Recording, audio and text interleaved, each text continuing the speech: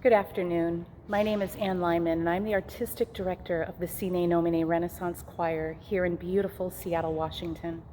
And it is my pleasure to welcome you to our final concert of this season, What's in a Name, where we will be celebrating not only the music of the celebrated Franco-Flemish Renaissance composer Josquin de Prez, who died 500 years ago in 1521, but also a variety of pieces under that title, Sine Nomine, without a name.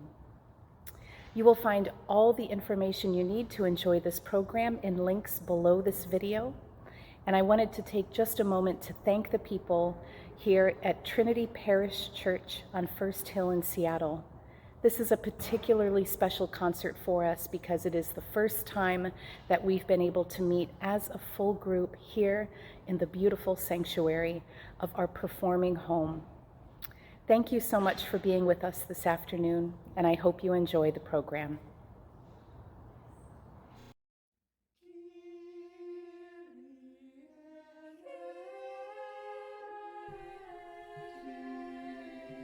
On March 1st, 2020, our Sine Nomine choir rehearsal looked a little like this. And on March 8th, 2020, it looked a little more like this. As many of us will recall, it was quickly becoming clear last spring that not only were we unable to complete our current season, but we would need to make some adjustments to the next. Our managing director, Pam Silimperi, and I presented a project-based 2020-2021 season that would be some mix of in-person singing and remote singing. With the support of Early Music Seattle, Trinity Parish Church, and enough buy-in from our singers, we ventured off into the great unknown.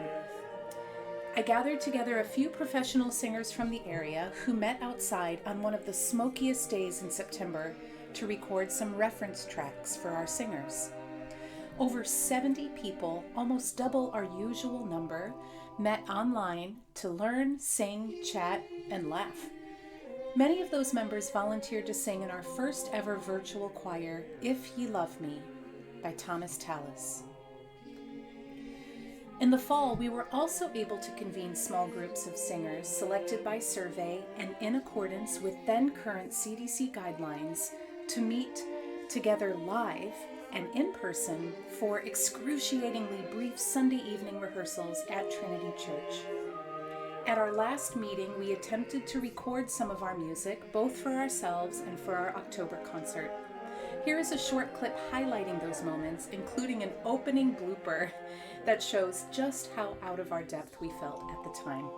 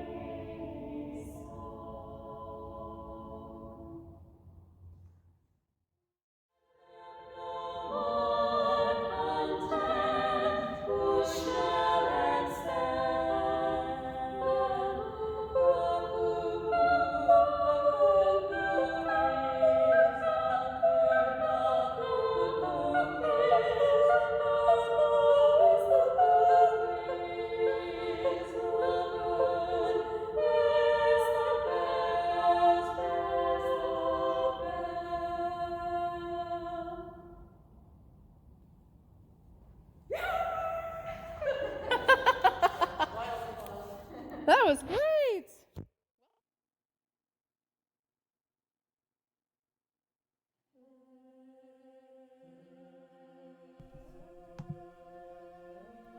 As the weather turned colder, we abandoned all plans to meet in person and embarked on a second remote singing project, this one appropriately dedicated to the theme of Lamentations.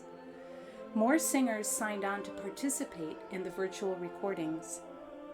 Here is a quick look behind the scenes at the process, including an opening blooper, of course, and with my thanks to John, Erica, and Michael.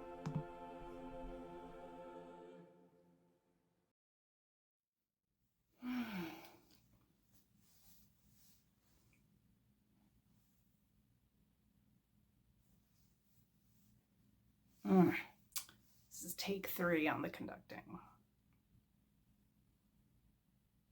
Okay.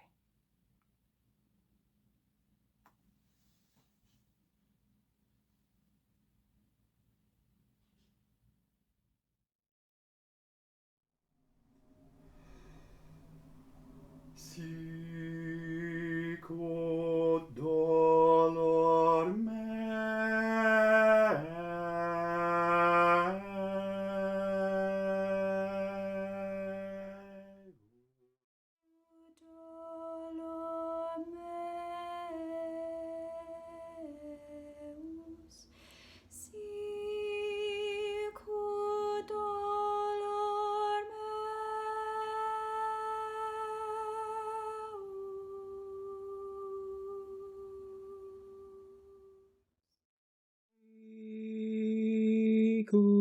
dolor meus.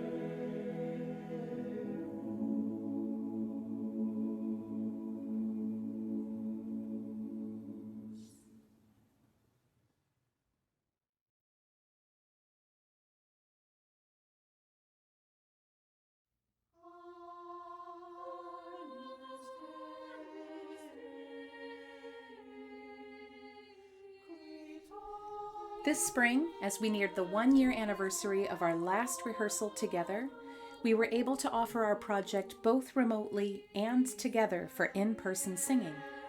The opportunity to sing live was open to everyone who was interested. We had 28 singers divided into 2 groups join us for Sunday evenings at Trinity. We enjoyed singing music we had been working on in our Zoom rehearsals. The following is a quick behind-the-scenes look at our time together up close and a little bit of our combined singing of Josquin's beautiful Ave Maria, performed just this past Sunday.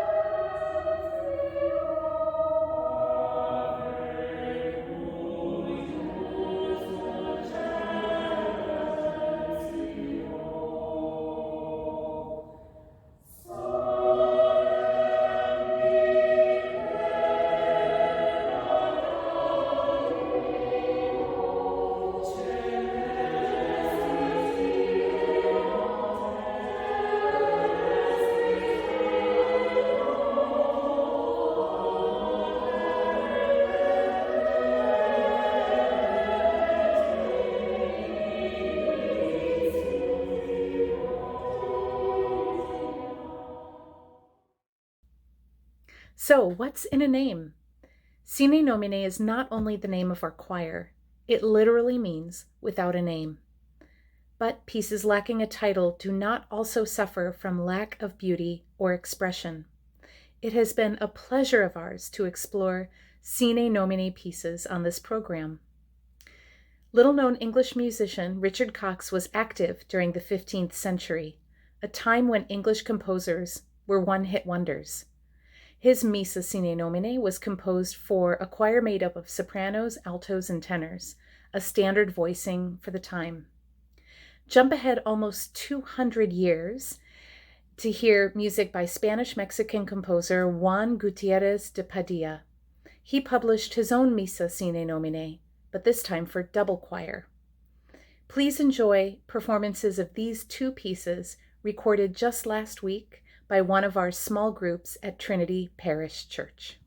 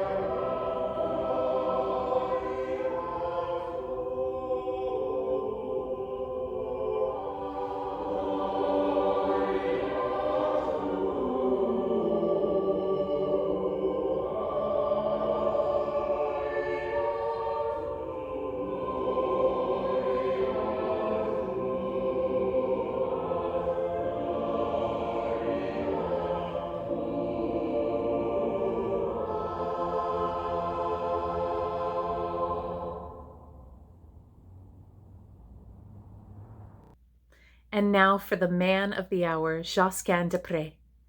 Josquin was the preeminent composer of his time, known widely throughout Europe both for the illustriousness of his polyphony and for the eloquent and expressive way he highlighted the text in many pieces of his music.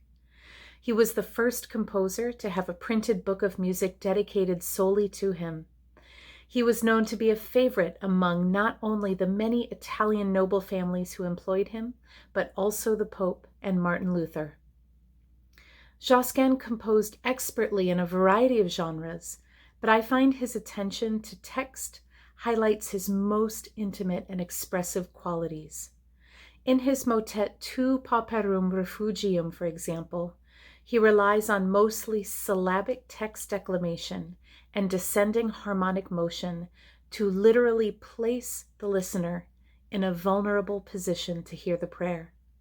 Pay special attention to the way he arrives at the text, Jesu Christe, adiuva me, Jesus Christ, help me. This kind of raw declamation is unusual for the time, and Josquin treats it with great respect and humility. Josquin's own Missa Sine Nomine probably is modeled after an existing piece of music, but that piece has yet to be discovered. The tune is defined by a downward fifth and is clearly heard in the opening melody of both the soprano and tenor. It then permeates all the parts in a compositional technique called imitation, a clever way of recycling a short musical idea. We'll end our program today with Josquin's exquisite chanson, Mille Regrets. It was likely composed for the benefit of singers who, like us, mostly sang at home. It is on the surface a melancholy song about lost love. The tune itself was likely not composed by Josquin, but his setting soon achieved wide popularity, most notably by the Holy Roman Empire Charles V. It is a perfectly balanced piece in which the individual voices reside almost as closely together as they can, sometimes overlapping at key moments in the text. It is diminutive and hauntingly beautiful, and it is our pleasure to present it and the other pieces about which I spoke from our remote sing-at-home choir.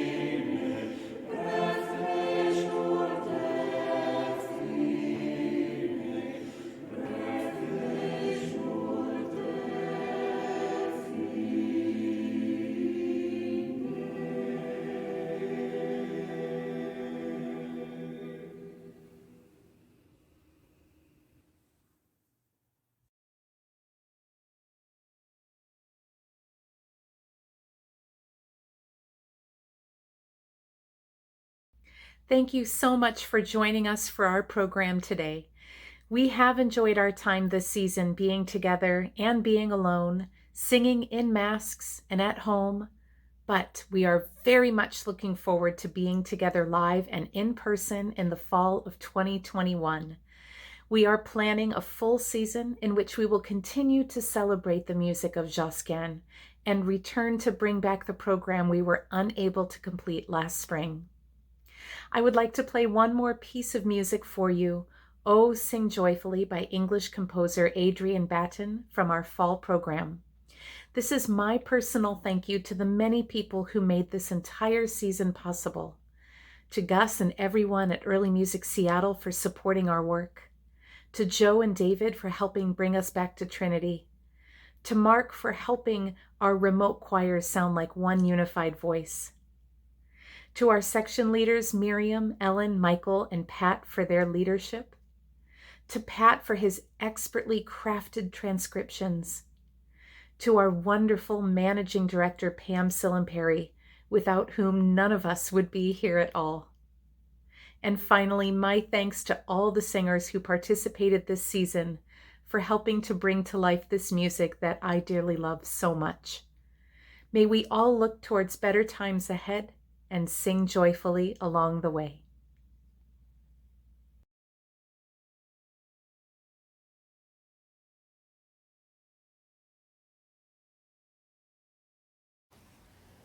Oh, sing joyfully unto God our strength. Make a cheerful noise unto the Lord Take a song, bring hither the tabret, the merry harp with the lute.